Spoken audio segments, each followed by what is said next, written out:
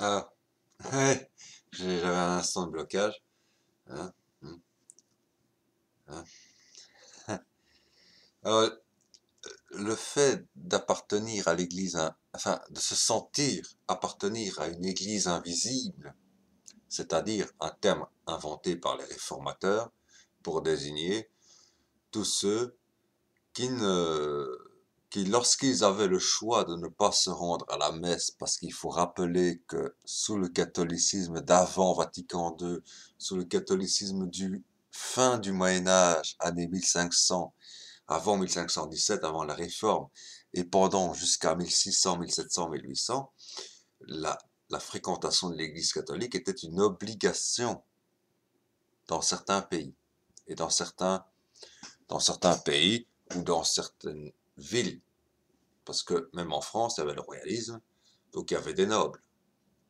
Et chaque canton, enfin ce qu'on pourrait appeler des cantons, chaque comté, hein, voilà, il y avait un noble dans chaque comté, et chaque comté, chaque noble décidait si il était obligatoire ou non de fréquenter l'église catholique, en l'occurrence, ou non.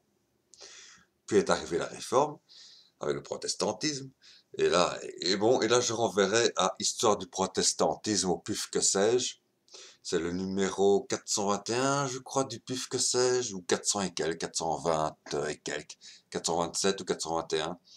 Je ne me souviens plus, mais c'est un très ancien, qui a été réédité et qui est maintenant dans l'actualité. On y parle de Barack Obama, de George W. Bush pour les évangélistes américains, et on y parle de toutes les tendances revival et autres de l'Europe.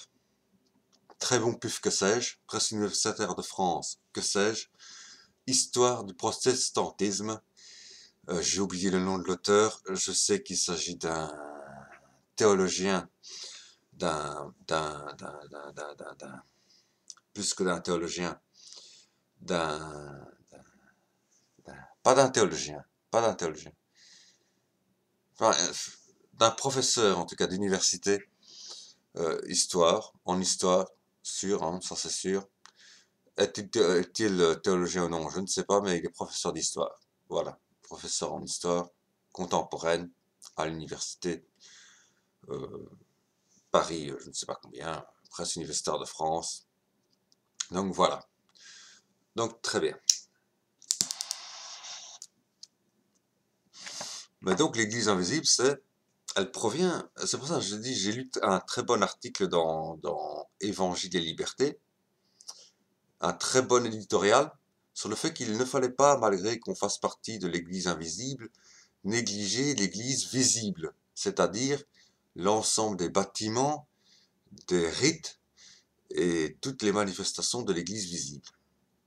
Eh bien, je crois que c'est exact, parce que cette Église invisible qui est composée de gens qui n'acceptant pas les dogmes, les credos, promus par les différentes églises, n'acceptant aucun de ces credos, ne fréquentent aucune église, moi je me sens prêt à refréquenter une église, mais sans, même catholique, hein, même catholique, mais sans prononcer le credo, mais en participant à l'Eucharistie. Ah, si je vais à l'église, qu'au moins je participe à l'Eucharistie. Mais en étant baptisé catholique, pour moi ça cause aucun problème. Maintenant, un protestant, ça poserait plus de problèmes. Mais j'ai eu un catéchisme protestant.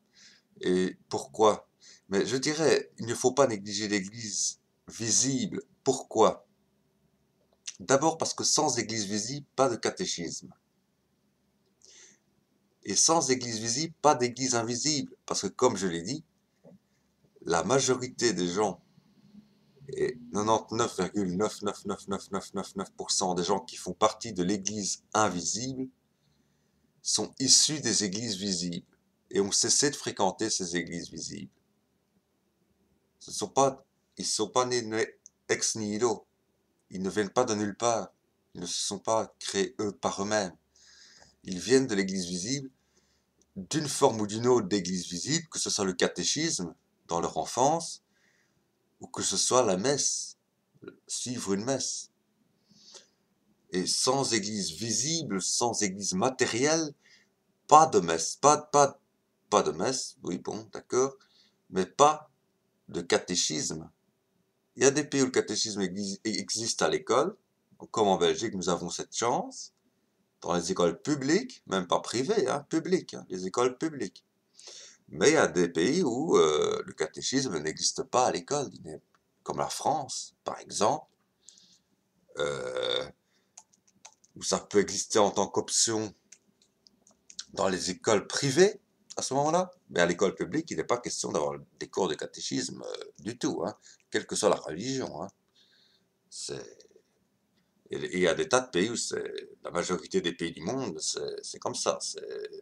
Enfin, non, pas la majorité des pays du monde, malheureusement. Ou heureusement, je ne sais pas. Enfin, chacun y verra.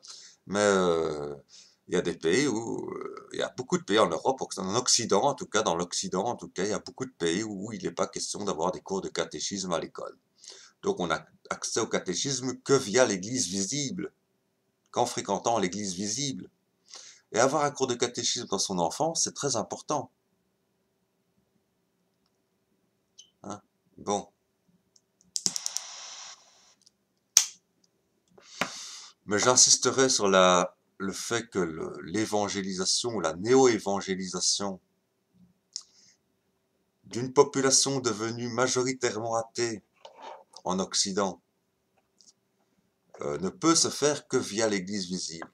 Ce n'est qu'en voyant des bâtiments, et notamment, je pense, pour les protestants, que il faut cesser d'être iconoclaste. Je n'ai jamais été iconoclaste personnellement, et je pense qu'au contraire, l'existence des églises catholiques, avec leur architecture particulière, et quand on entre dedans, toutes les sculptures qu'on y trouve, les scènes représentées sur les vitraux, les scènes de la Bible représentées sur les vitraux,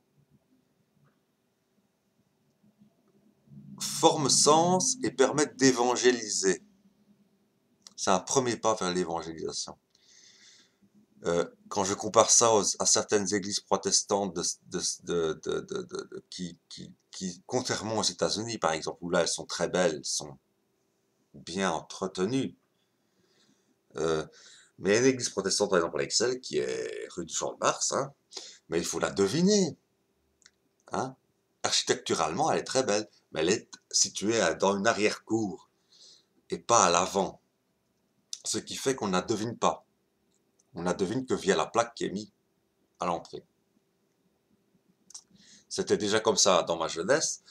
Je ne suis pas repassé devant depuis, mais bon, voilà. Mais architecturalement parlant, la présence architecturale des églises est importante parce qu'elle permet de réévangéliser une population devenue athée. Et la présence des églises catholiques était encore plus importante parce que, de par leur décor intérieur, comme je le disais dans une autre vidéo, il y a une présence qui se fait. Il peut y faire très froid, ça peut être de pierre, de la pierre. On dit la pierre, c'est une matière morte, c'est un minerai, c'est même pas du bois. Hein. Alors que dans les églises protestantes, on préfère le bois et des choses comme ça. Hein. Eh ben, il y fait plus vivant dans une église protestante. Parce qu'il y a une présence spirituelle, une présence d'esprit. Peut-être une présence coupable, coupable de tout ce qu'ils ont commis comme persécution de par le passé. Mais où, ah, là où il y a eu beaucoup de fautes, excelle la grâce. Ça c'est comme le disait, bah, ça c'est protestant, hein. Je n'ai pas nié ça. L'Église catholique a commis beaucoup de fautes, mais du coup elle connaît beaucoup de grâce de par la foi, de par sa foi. Ça, c'est ce que nous pouvons dire en tant que protestants. Bien que pour moi, la foi ne se suffit pas, il faut les œuvres, etc. Mais pas les œuvres de la loi, bien entendu, hein, mais les œuvres du cœur et du Saint-Esprit. Voilà, une conversion. La foi demande la conversion réelle. Et que je ne peux pas dire j'ai la foi et puis demain aller voler. Bah non. Ça a un non-sens total. Mais je peux avoir volé hier et aujourd'hui avoir la foi le simple fait que j'ai la foi aujourd'hui me pardonne du vol que j'ai commis hier. À condition que, ayant la foi aujourd'hui, et décidant de garder la foi, je ne vole pas demain. Voilà. Mais donc, nous devons respecter les églises visibles, de par le fait qu'elles apportent une nouvelle évangélisation dans des sociétés marquées par l'athéisme, l'individualisme, le mammon, le dieu de l'argent. Hein, le seul but, c'est faire de l'argent. On n'a pas de but spirituel en soi, ni même social d'ailleurs, hein, même dans le socialisme malheureusement. Hein, c'est chacun s'en tire et pour les autres, on s'en fout. On n'a même pas de but social, de lien social à créer. Les seuls qui sont capables de créer du lien social aujourd'hui sont les chrétiens. Ils sont appelés à ce rôle, et étant appelés à ce rôle, eh bien, même les membres de l'Église invisible doivent être reconnaissants envers l'existence de l'Église visible. Voilà. Je crois que c'est tout pour maintenant. Ce sera après ce dimanche 10 novembre 2019 à la lecture que je conseille, qu'on trouve directement sur Google. En règle générale, ça apparaît en premier sur Google. Vous tapez Église invisible et directement vous tombez sur cet article du numéro 200 de Évangile et Liberté.